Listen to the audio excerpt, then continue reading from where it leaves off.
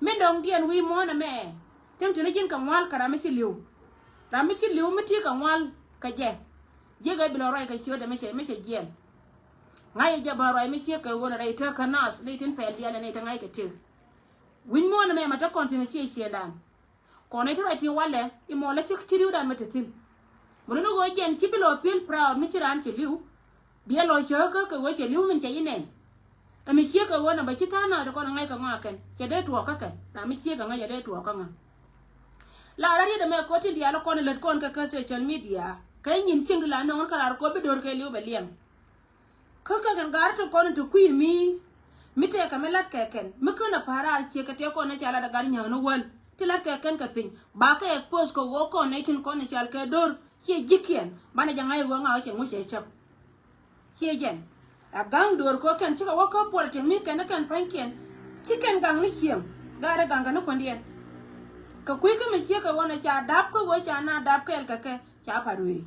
ko ren tar ka gar gaine ya gai a kor mi chulo na roda te ka rai te ka de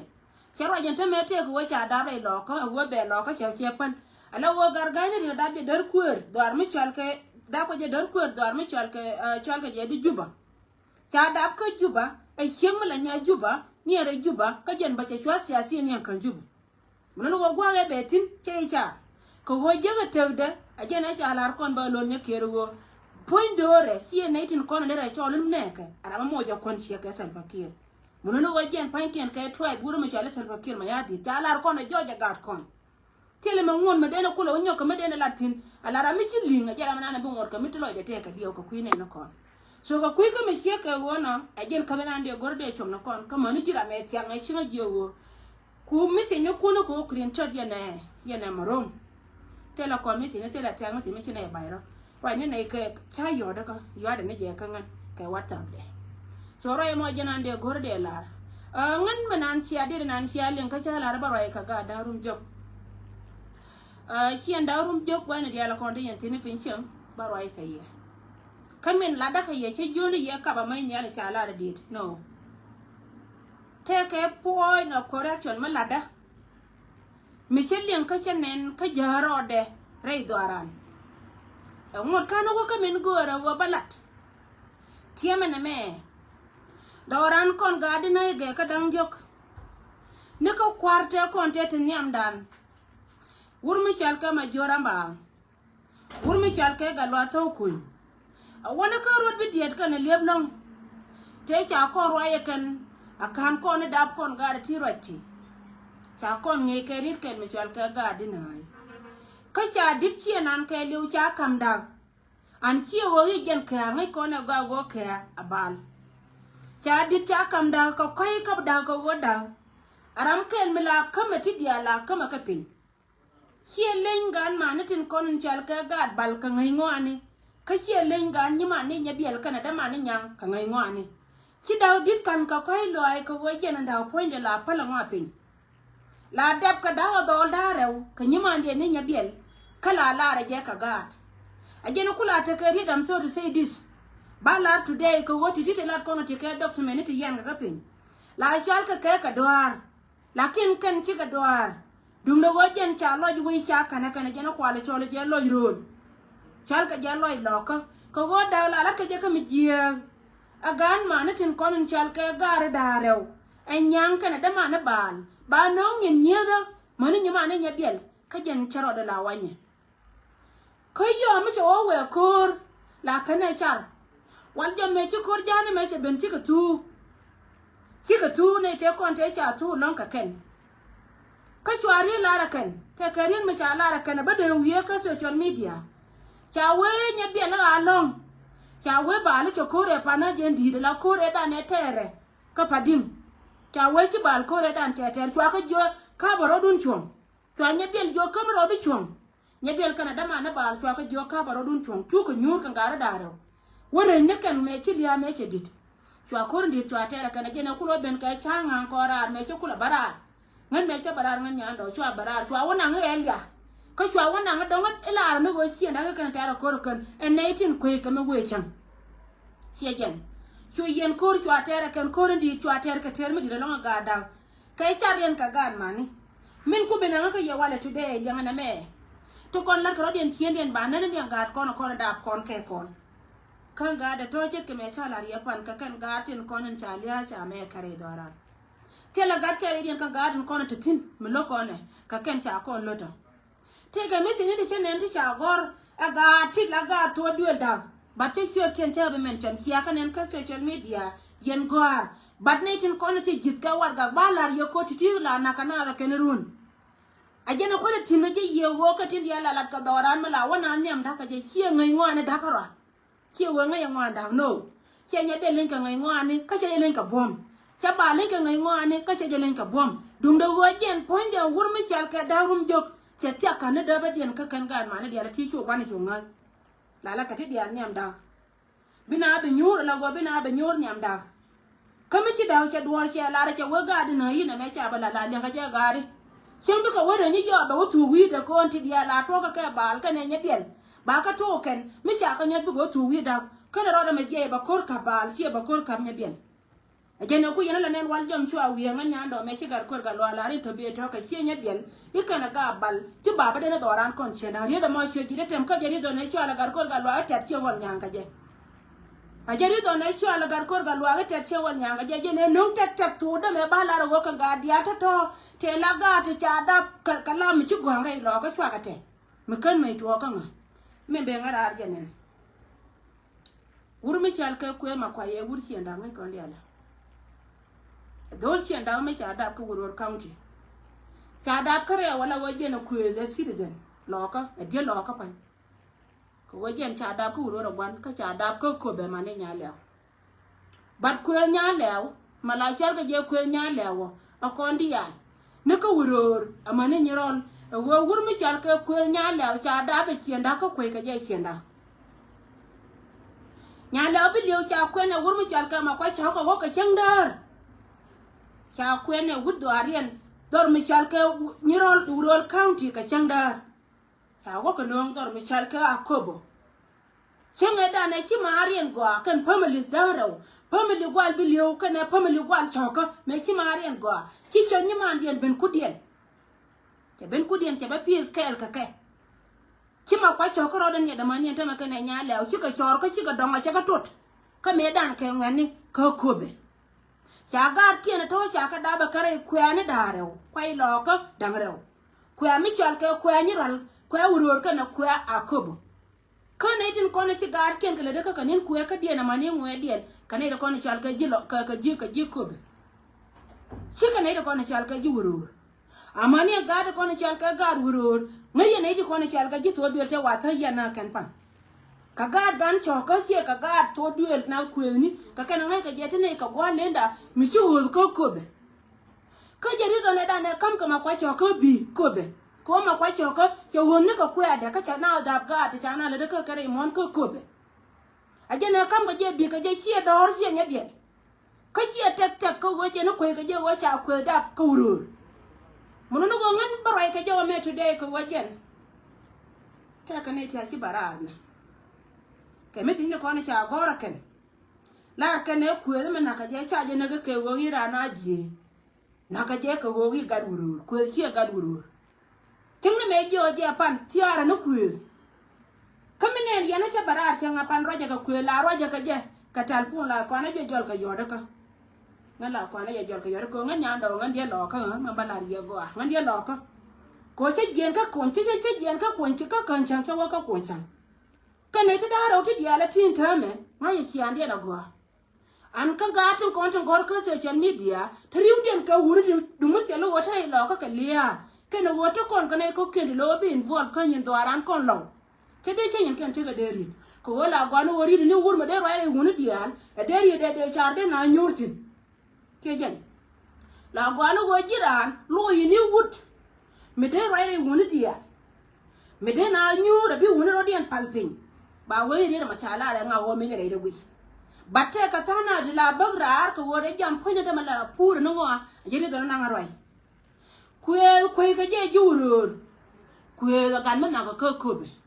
kwe nya le o men no je today no 19 content gorka kwer ka South Sudan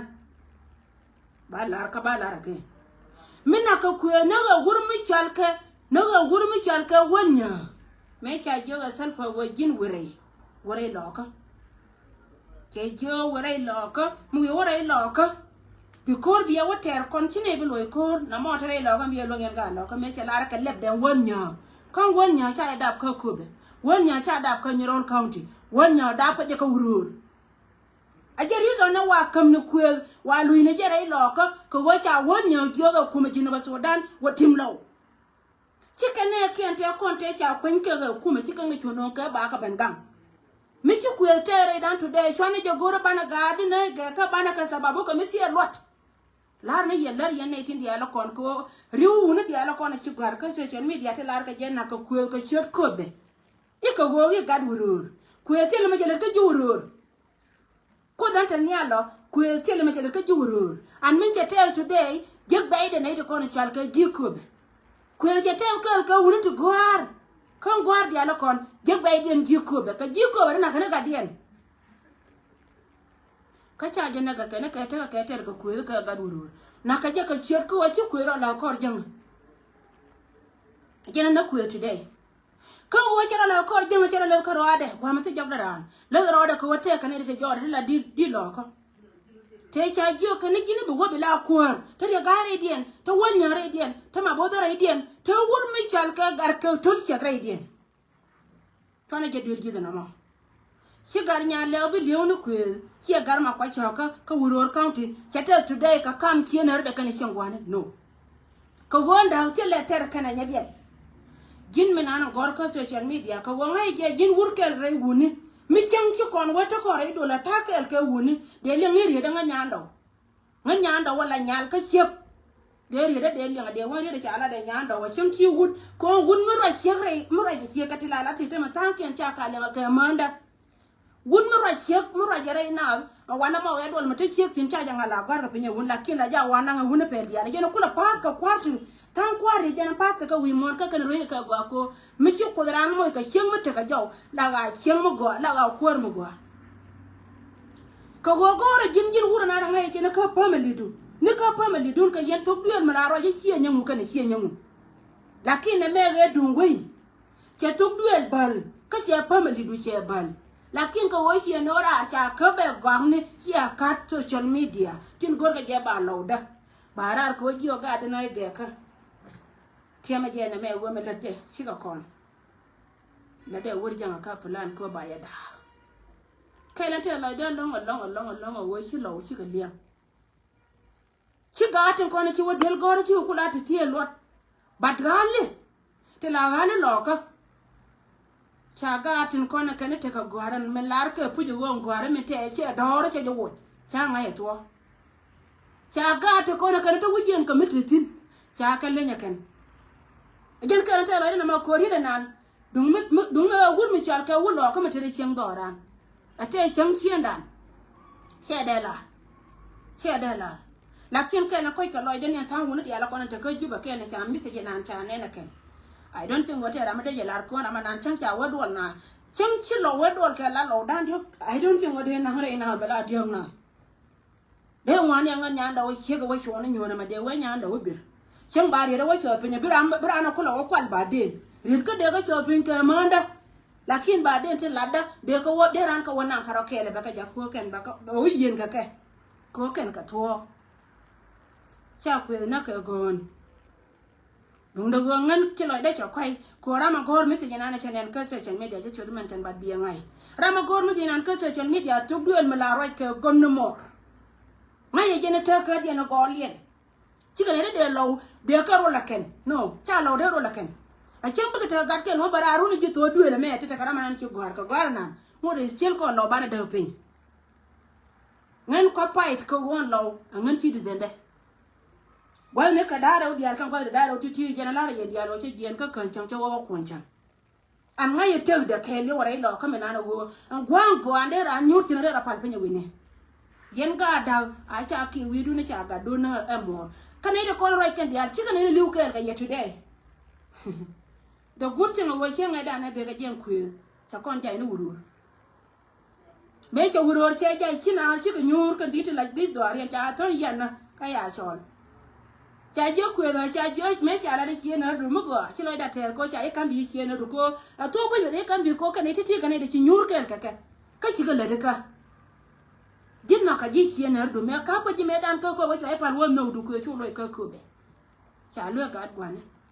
chuma bodol jo ti na me chi ka wono ro le cha pot ni na ma bodol cha la me ro ala wo chen ka lang de cha pot da dol ma bor ko yin ko ju bu ko ya gwa nga nya do pan cha ro le cha pot ni je na ka chen cha ji de toy ana wa che kir ka ma cha kele che le me kalang de che le me che ka wono tar nya da la nyam de ruor ma dum ti me te ma ngai la de ga yo ni chen ma bur tar nya le won ko be go gu ye ni kura gwa te tino e kur ko be ko na la wonya la ro che tar ba kir ma ya de la ka tar ma te ka pampa binai la ona binai ga tim gen la da no me le na ye a jena la ke ken bana ka kula dur gi ne te ba ka wene jira mana na kurai ite ka wace akwai na mor ko la kan mor don mor mi cha garai mor nya la cha na da bu ni rai mor cha na le ko kan cha na jobo ko kan cha na dab ti dia la kala kan rai mor na te ka me na ka julu bin mo na me la tar ka ma la tar ka ran ma la wa chi ran bili wo ran ponde bana dab ka kan wo le na ka ni kon nya ndaw ni pan ma ya ne ko cha wiya ka me ro le wo de ko da le ka an cha larje tu kar wai da ya larje cha wai da message de ala wojen last week te barar ngor kan ku ne liu cha jo ku na aji cha jo gar wai na aji ku na wai ro du la lo da barar la wo kan tire tin dia la kon de la ke ji ai wo cha ka ma ku la wa jo ne je don mi chal ke tik bor ni te tik bor mai man jaw ni me wo gar wai bai gar wai del bai don ma na no gwa kwan a chane na la wo chi tare ala wo chi kon chi tare la chi right now ja dong na chane che do ka chen la wo chi ka ko pa chen ni te tik bor luman jaw ni tai do la jo ni je te lembi ja kana to nya gar ka to nya to je ni ngan wur chi lor ja ko wa gar wa ja gam chuare chu yar ka chu kon gar nya la ni te to gar nya da ban bin kan de yene bala today yin do le ngada kana kan ka jira mo ji ko ti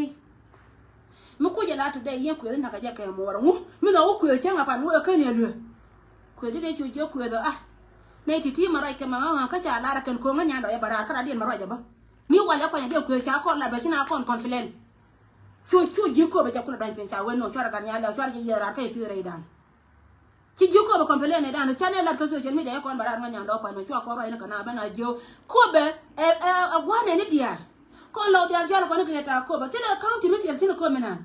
te ni rol te tin ji ni rol te ka na ka te e ci nda ba te ka ka te ne ko ne chal ka ji ko ba te ka tin ko ba menan e mix mo no ko ci gwaram kel to na kon jo na medan me ko ko ku ci na complain cha wo de ko be de o kan gar nya lewo kan nya lewo mi ci ma gar ka ci ga dwan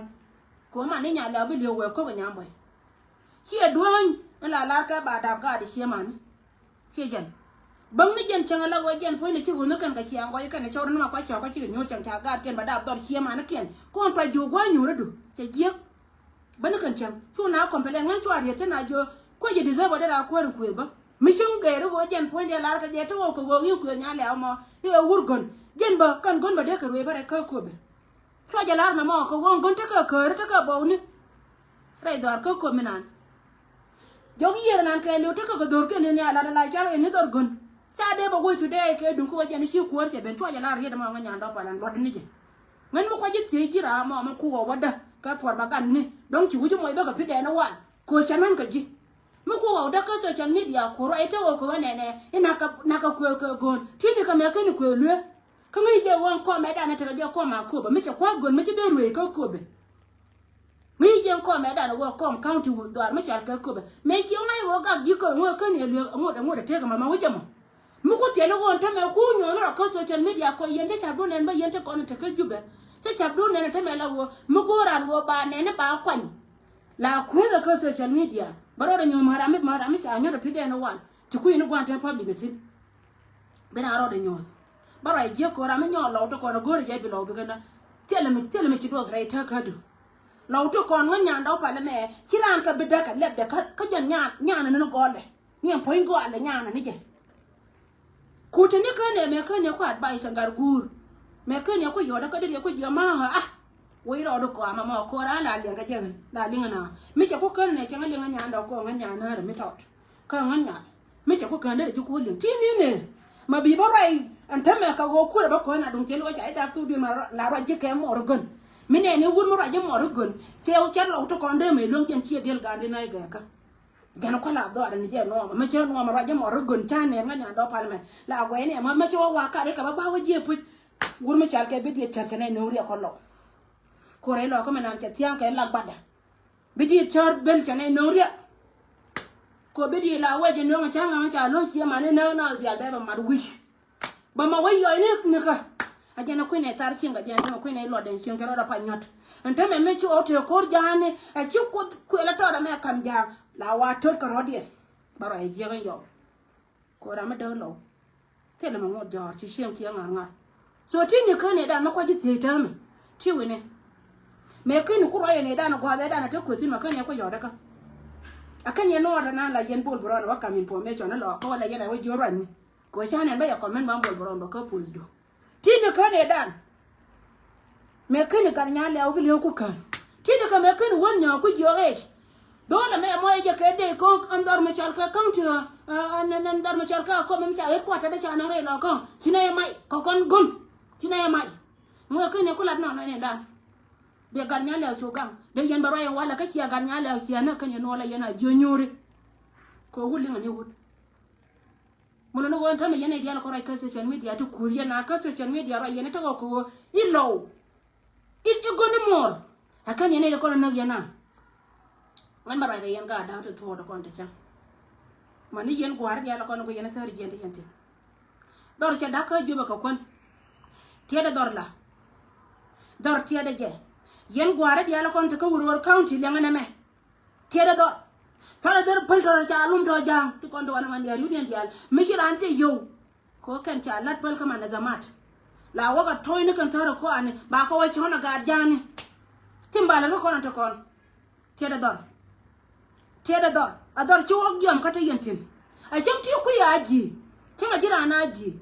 chu dor lo ka chu je moy ka jama ba we chi do kam dan a boara be kon lu mana kar kon na ma ko men ter kon wala chi teran dira ma goyinga ma ka wuror county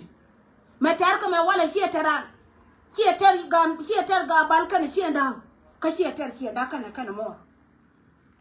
chimti ku ya ji wori tel pakir ma ya di timlo dira ma ti tar gi ado e ye cha daga kan de kon ma dang de wo ko wa ga de wo na me to ah we gwa kara ne lim konte kone chi wuja jia dor ke du yen ko ramanga yowa le yene ka ngai ngwani yete konte cham le yene ka ngai ngwani ko ra la pur na ka da ka yendi ala nyur ra na pur belke be ka pur me che ka pur ka belka be ka pe luanga ye wo pe mani na ba cham ka joma pe mani na ba cham ro la gat ke sia por ka kone la na yo lo ka jemeti chine to da dor chine da ala wokan pankin cha ngai cha dor cha dekan cha ga cha ka ne kan cha na ko kan ku gal we bakara ar ta me gor ka je ba ya wonyo ka tim yenda kona te cham gen me se yala yana me yen shi anda te da ida na me ku shi anda ka ra ku ya si da loka mun no go gen pon ne de kona ba ku para kan ne de kona chi tol ga ji ko be ko tin chi ko da ko ba kana ka wurur ko ku cha ene ka go gad wurur cha wurur de batim today ka liya ku ka pan cha kam kon me kam ba jo kon pan te ka tina ga tuni la ra je yeri de me yen ga da rum jog ngana mani go ko wonta ma kanay de kon cha ka ji aji ajen gor ka na ma ken gor ko kon ban la serious ka no dan karo o go si a de mo nyur yena puji la yena ka yen ja ka ci ana nak chama lo jena be ka me ina ra ka ga to ko la ra ki na tunu do le ke na do yen ni sien yen ke no na na cha ngi ka gono mo mine na maro je gono mo ngi ne go go ra mo jen ponde kana kor gandi na te dan jok te kon la ngote ya yan penya dina ke kana ka go an chier yam dun ramro je gono mo kon ta gadi na ke ka an chier na jen dina jen ka kon mo wo kon ka siase birama waka aji birama waka ayu birama waka wini it doesn't mean wo kon bane parwe wo je kon cha ke giek ramya mi ne to makora ji ka bide kina yebeke so lara ne yelar yen chien da dia tin content kwa mobilize etin kon la killers tin toka gat kon ken ne tin kon cha pod jam ne ri kirande mateme lunga kamela ne tin kon kiran nya ne duele ko woran mala logo lia garra da dia no wo no te gan ku ram no te gan ke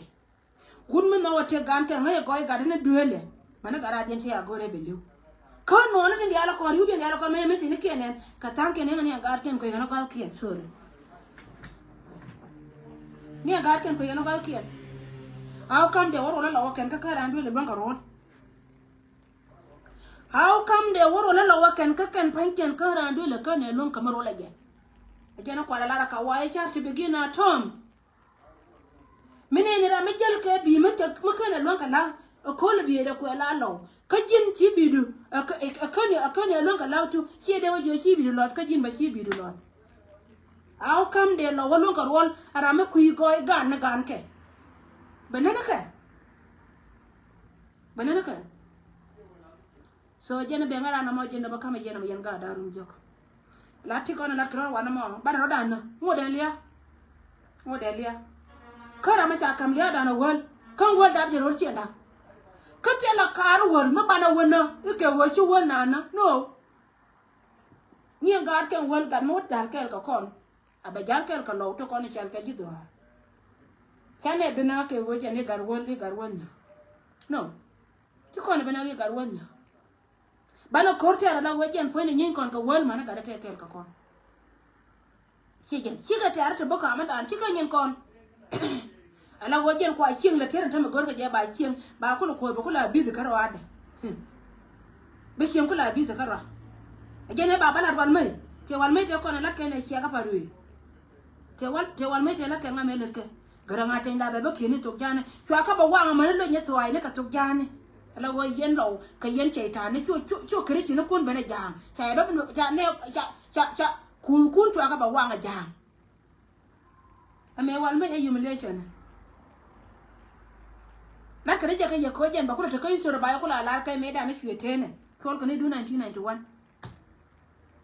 again na don ku ne dia la ko mi te kara mi kiro da balatin ka ga ku no ko ne mi ko rutar bakir ma yadi akon cha da ka ne du lo kala nyi no kon ka ke shi kara ma mo mata ko tel pa nyi ngan ka jangan nyando ka chang tene ke ko na ga da cha ga da de na point ga da me cha dap cha de